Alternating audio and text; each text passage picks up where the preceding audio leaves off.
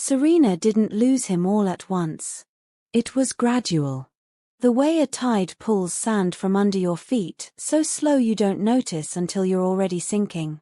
Until the ground you were so sure of is no longer there, and you're standing in water wondering when exactly it happened. A notification here. A voice note there. A man who seemed to understand her in ways that felt almost impossible, the kind of understanding that doesn't come from months of knowing someone, but felt like it did anyway. And before she could stop herself, before she could even name what was happening, she had already let him in. Already rearranged her mornings around his messages. Already started sleeping with her phone close, just in case he called late. Already caught herself smiling at nothing in the middle of a workday, and knowing exactly why. But what she didn't know was, he had done this before. Many times. With many women. And by the time she found out who he really was, he was already long gone. With everything she gave him. And the worst part? It wasn't the money that broke her. It was the love. The carefully constructed, deliberately designed, perfectly delivered love that turned out to be nothing more than a performance she had paid to watch. Before we go any further, tell me where in the world you're watching this from and what time it is right now. I genuinely want to know how far this story is traveling. Drop it in the comments before we go on. Serena was 35 years old and had mastered the art of looking fine. Not just fine, together. Composed. The kind of woman who walked into a room and made people assume she had already handled whatever was coming next. There was a steadiness about her that other people found reassuring, leaned on even, without ever stopping to ask whether she was okay too. She worked as a senior HR manager at a mid-size firm downtown. It was meaningful work, she genuinely cared about the people she advocated for, but it was also draining in the particular way that jobs built on emotional labor tend to be. She spent her days listening to other people's problems, mediating other people's conflicts, holding space for other people's pain. And she was good at it. Exceptionally good. But she had long since noticed the irony of being the person everyone came to, and having no one she felt she could go to herself. She had her girls. A tight circle of 3 women she'd known since college, scattered across different cities now, different time zones, different seasons of life. They texted. They called on birthdays. They showed up for the big things. But the everyday intimacy, the kind that fills the small hours, that had become harder to access as everyone built their own separate lives. She had her routines. Morning runs she was religious about. A kitchen she actually cooked in. A bookshelf organized by mood rather than genre, which told you something about how her mind worked. And she had her apartment, which she loved, genuinely a 2-bedroom in a building old enough to have character, with tall windows that caught the afternoon light in a way that made everything feel warmer than it was. But there's a version of loneliness that doesn't look like loneliness. It's the version that wears good shoes and laughs at the right moments and still drives home at night gripping the steering wheel a little too tight. It's the version that's busy enough to avoid the feeling most of the time, but quiet enough, late enough, still enough at 2 in the morning that the feeling finds you anyway. That was Serena. Every evening, after the last work call, after the emails were cleared and the gym bag was unpacked and the dishes were done, she'd sit on her couch in the quiet, and something in her chest would just settle into a familiar ache. Not dramatically. Not in a way she would have admitted to anyone. Just a dull, persistent awareness that the life she had built, which was genuinely a good life, was missing something she couldn't keep pretending she didn't want. She wanted someone. Not in a desperate way. Not in a way that consumed her. But in the honest, human way that most people want someone. Someone who would ask about her day and actually want to know the answer. Someone whose voice she could fall asleep to. Someone who saw the version of her that existed outside of being capable and dependable and strong. She was so tired of being strong. And that right there was the opening. That quiet, invisible opening. The one McCall walked straight through. It started on a Thursday evening. She was at home, cross-legged on her couch with a bowl of pasta going cold beside her, half watching something on television and half scrolling through her phone the way you do when you're present nowhere. The notification came in without fanfare. No preview that made it seem significant. Just a message from an unknown number that she almost swiped away. Hey. I know this is completely out of nowhere, and I almost didn't send this. But I think we were introduced at the Pemberton fundraiser back in March. You were there with the Thompson group, right? I remember thinking you carried yourself differently from everyone else in the room. I just wanted to reach out. No pressure at all. She read it twice. Her first instinct was skepticism. Unknown number. Vague reference. Could be anyone. Could be nothing. But there was something in the phrasing, though I almost didn't send this, that felt oddly genuine. Like someone who had actually debated it. Like someone with something at stake. She replied. His name was McCall.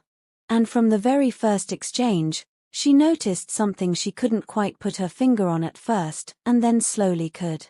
He wasn't performing. He wasn't doing the thing men often did in early conversations, where they're clearly angling somewhere, clearly building toward something. He was just present, curious, unhurried. He asked her questions, real ones. Not what do you do for work, but what drew you to that kind of work in the first place. Not the surface question, but the one underneath it, the one that actually wanted to know something true about her. And Serena, who was used to being the one who drew things out of other people, found herself being drawn out instead. Saying more than she planned to. Laughing at things that were genuinely funny rather than just politely amusing. Staying in the conversation longer than she intended each time, not because she felt obligated but because she didn't want to leave. It felt safe. That was the word she kept coming back to. He made her feel safe. If you've ever met someone, not even in person, just through a screen, just through words, who just made the air feel different, who made you feel like you could exhale, you already know exactly what Serena was feeling in those first few days. And you already know how dangerous that feeling can be when it arrives in the wrong hands. Drop a heart in the comments if you know that feeling. Because you know. What happened over the next several weeks was slow and beautiful and, though she didn't know it yet, completely deliberate. McCall texted every morning without fail. Not long messages. Not overwhelming. Just enough to let her know she was the first thing on his mind when the day started. Morning. Hope the city's being kind to you today. Don't skip breakfast. I know you want to. Thought about something you said yesterday. You were right, by the way. Small things. But consistent things. And there is a particular power in consistency that people underestimate, especially people who have spent a long time not being chosen. Consistency feels like devotion. It feels like proof. It tells you, I thought of you again today. And yesterday. And I will tomorrow. Serena began to look forward to mornings in a way she hadn't in years. There was something anchoring her to the start of each day. Someone whose first thought had somehow become her.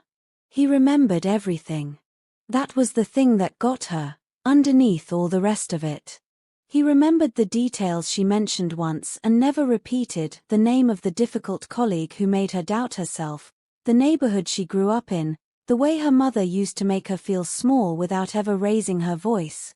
The fact that she hated being called resilient because it felt like a polite way of saying your pain doesn't count. You don't have to carry all of that quietly, he told her one evening, after she'd shared more than she meant to. I'm not going anywhere. You can put some of it down. She had to set the phone face down on the cushion beside her and just breathe for a moment. Because no one had said that to her. Not like that. Not with such effortless sincerity. She'd had relationships before. A serious one in her late 20s that had ended not dramatically but exhaustingly, both of them gradually becoming strangers who shared a space. A few others that had started with promise and quietly faded. She knew what it felt like to be with someone. She knew what it felt like to be lonely inside a relationship. But this, whatever this was, felt different from the start. And that was when she fell. Not in a moment. Not all at once. But the way you fall into sleep gradually, and then completely, and then you can't quite remember being awake. The calls began about 3 weeks in. And they were long. The kind of long that surprises you. You look up and 2 hours have gone by and you don't know where they went because you were somewhere else entirely, somewhere that felt more real than the room you were sitting in. They talked about everything. His childhood in a military family, moving every few years, never quite putting down roots. Her decision to stay in one city on purpose, to build something permanent, because she'd watched her parents drift and she'd decided early that she wanted a different story. Old wounds. Quiet fears. The dreams they'd carried for so long they'd almost stopped calling them dreams. And sometimes they didn't talk at all. Sometimes they just stayed on the line, she reading, he working on something, the sound of each other's breathing, a kind of company that she hadn't realized she'd been missing. One night, his voice shifted. Not dramatically. Just slightly. Like something had moved underneath it. Can I tell you something? Of course, she said. A pause. The kind that carries weight. I haven't connected with someone like this in a very long time. I don't say that easily. I don't say that to most people, I don't really say it to anyone. But I'd rather tell you the truth than let it sit there between us unsaid. Serena's heart did something it hadn't done in a long time. McCall. You don't have to respond to that, he said, and his voice was gentle. I just needed you to know. But she wanted to respond. Because it wasn't one-sided. Hadn't been for weeks. She'd just been waiting for the ground to feel solid enough to say it. I feel it too, she said quietly. I've felt it for a while. And just like that, in a phone call, in the dark, in a city he claimed to be thousands of miles from, she crossed a line she didn't fully realize she was crossing. Now stay with me. Because this is exactly where everything begins to change. Because while Serena was falling, quietly, deeply, with her whole chest, there were things about McCall that didn't add up. Things she noticed and then let go of. Because that is what we do when we are emotionally invested in someone. We extend the benefit of the doubt. We choose the most generous interpretation. We decide that love and suspicion cannot coexist, so we choose love. He traveled constantly. Business, he explained. High-level international consulting, the kind where he was needed in different countries at different times, where contracts were sensitive and schedules were unpredictable. It sounded impressive. It also sounded like a reason to never be in one place she could visit. He was always available to text, always responsive, almost never available to actually meet. I want to see you, he'd say. And she believed him, because the longing in his voice sounded so real. Give me until next month. I'll make it happen. Next month came. Something had shifted with a client. A deal had moved up unexpectedly. He was sorry. He hated this. Next month, he promised again. She rationalized it. Long distance was hard. Schedules were complicated. She knew people in demanding careers who genuinely couldn't predict their own movements. It wasn't impossible. It was inconvenient. But it wasn't impossible. When she suggested a video call one evening, there was a problem with his camera. A software issue. He thought he'd get it sorted. He switched to audio and spent the next 2 hours making her laugh until she couldn't breathe, and by the time they hung up she had completely forgotten she'd ever asked. She would remember that later. The forgetting. How easy it had been. His stories were detailed in a way that felt reassuring in the moment and suspicious in retrospect. Every anecdote had the right textures, the right names, the right emotional beats. He was a good storyteller. She'd always found that attractive. She didn't stop to consider that being a good storyteller requires, above all, practice. She didn't ignore these things because she was careless. She ignored them because she was in love. And love, even the kind that is being manufactured on the other end of a phone by someone who has done this many times before, does something particular to your discernment. It doesn't eliminate it. It redirects it. It turns your skepticism inward, makes you interrogate your doubt rather than his behavior, makes you feel that questions are accusations and accusations are betrayals. And she did not want to betray him. If you're sitting there right now thinking you would have seen it, I want you to hold that thought gently and keep listening. Because every single woman who has ever found herself in Serena's position thought the same thing before she got there. Then came the call that changed everything. It was a Tuesday night. She was already in bed, almost asleep, when her phone lit up with his name. She answered immediately, she always did. But his voice was wrong. It wasn't the voice she knew. The warm, unhurried, I've got all the time in the world voice. This one was clipped. Controlled, but barely. Serena. Something's happened. She sat up. What's wrong? Are you okay? I'm fine, physically I'm fine. But I have a serious problem. A transaction I processed last week just got flagged. My account's been frozen pending a compliance review, and I have a contract close scheduled in 36 hours that I absolutely cannot miss. If I miss this one, I'm looking at losses I can't recover from before the quarter ends. Her heart was already moving toward him before her brain had finished processing the words. What do you need from me? A silence that felt rehearsed, though she would only recognize that later. I hate that I'm even asking you this. I genuinely hate it. I don't ask people for things. I especially don't ask people I care about for things. But I have no one in my circle right now who I trust with something like this. Everyone else has their own agenda, and this cannot get out. And there it was. The thing that sealed it. Not the emergency. Not even the money. It was being chosen. Being told, out of everyone, you are the one I trust. You are the only solid ground I have.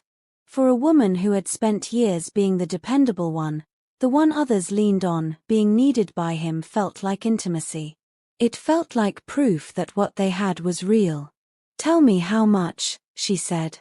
And what I need you to understand, what Serena needed to understand and didn't, is that this moment had been engineered. Not spontaneously, not out of desperation, but out of calculation. The warmth, the consistency, the remembered details, the phone calls that stretched past midnight, all of it had been construction. Foundation work. Laying the emotional groundwork so that when this moment arrived, she would already be too invested to think clearly. She sent the money. Because to her, it wasn't a financial decision. It was an act of love. If you're as deep into Serena's story as I think you are right now, hit subscribe before we go any further. Episode 2 drops this Sunday, and what unfolds after this moment is something you genuinely need to see coming. Don't let it catch you off guard. Subscribe now and make sure you're there. The money came back. Not all of it, most of it, but enough to feel like relief. Enough to feel like evidence that she hadn't been wrong about him. He was grateful. Tender. More loving than he'd been in weeks, as though the vulnerability of asking had brought them closer somehow. She felt good about it. She felt like a partner. 3 weeks later, the second emergency arrived. The details were different this time, a supplier who'd pulled out without notice, a gap that needed bridging before a particular deadline, but the emotional texture was identical. The clipped voice. The reluctant ask. The assurance that it was temporary, that he hated needing this, that he would make it right. She moved faster this time. The hesitation was smaller. Because he had paid her back before, And because love that has been tested and survived the test feels stronger afterward. She told herself she was showing up for someone who showed up for her. That this was what partnership looked like. She sent it. The third time, the story was more elaborate. A legal complication involving a former business associate. Documents that required urgent filing. An account in another country that couldn't be accessed from where he was. He walked her through it patiently, in careful detail, and the detail made it feel real because surely someone making this up wouldn't bother with all the specifics. And each time, she chose him over the version of herself that was starting to quietly ask questions.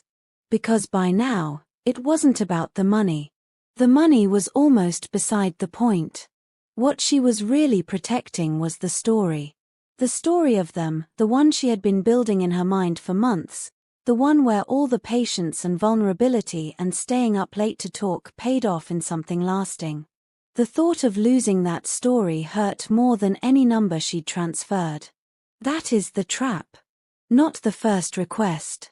The first request is just the door. The trap is everything that was built before it, the consistency, the intimacy, the sense of being finally and fully seen. By the time money enters the picture, the real damage is already done. The emotional architecture has already been constructed inside you, and you will do almost anything to keep it standing. And then, nothing. A message that sat on sent and didn't move to delivered. She assumed a network issue. Sent another. Waited. Called. The phone rang out. She called again. And again, through the rest of the evening, each time telling herself there was an explanation, he was in a meeting, he was on a flight, something had come up. By morning, the silence had a different quality. She went back through their messages. All of them, from the beginning. Reading them differently now, not as a love story but as a document. Looking for something real she could hold on to. A last name she could search. A company name she could verify. A location that could be confirmed. The more she looked, the less she found. The travel was always somewhere unspecific. The business always involved people whose names she'd never thought to question. The emergencies always had enough detail to feel real but not enough to trace. And slowly, the way a room comes into focus after you've been sitting in the dark, the picture rearranged itself. The camera that was always broken. The meetings that were always running over. The promises to visit that were always just 1 month away. The way he had answered every question she'd ever had without ever actually telling her anything she could verify.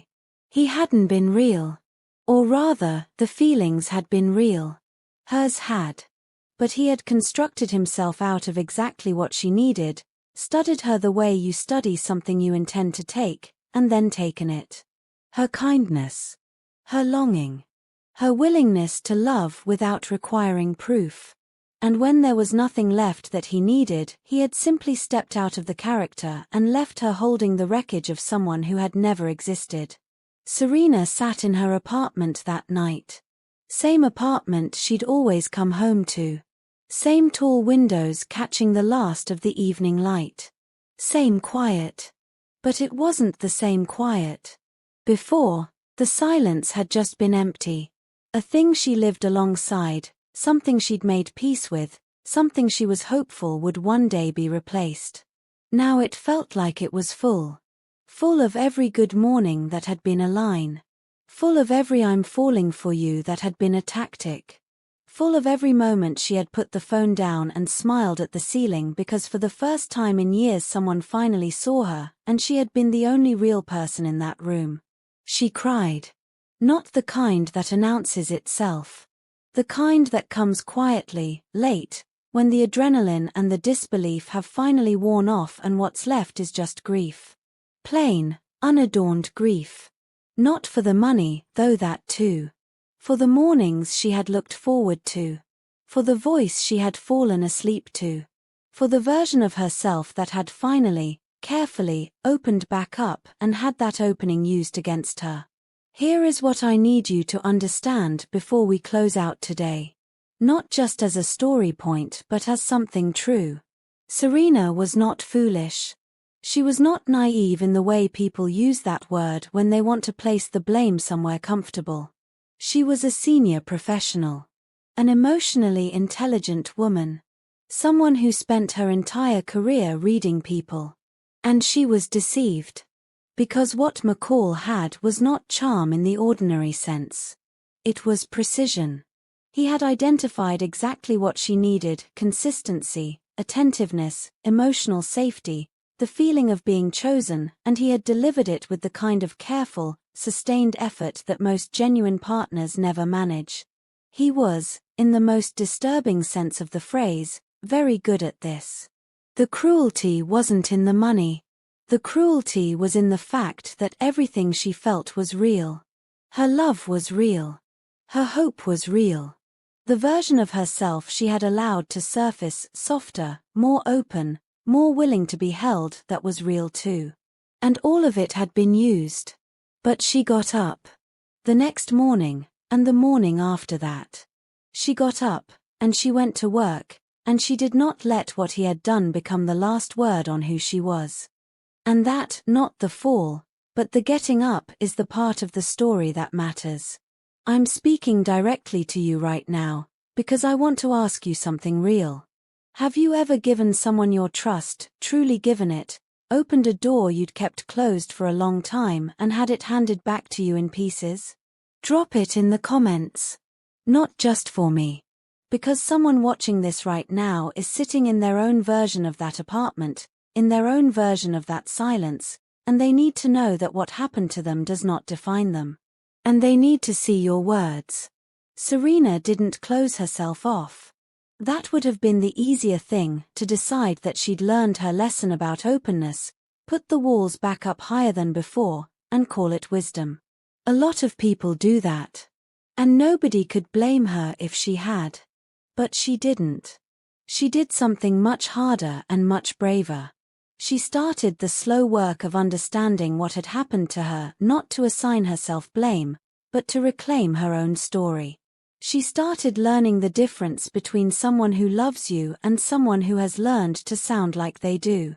Between someone who is consistent because they're present and someone who is consistent because consistency is the tool.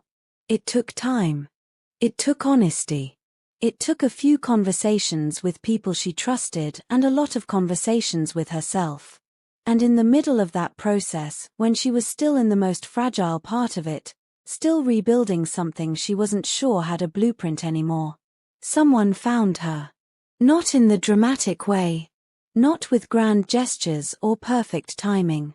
Just a person, in an ordinary moment, who said something that stopped her. And who turned out to be carrying a secret of his own. One that would force Serena to ask herself the hardest question she had ever sat with. Can you trust someone who hasn't yet trusted themselves enough to tell you the truth about who they are? Episode 2 drops this Sunday. And I promise you, you are not ready for where this goes.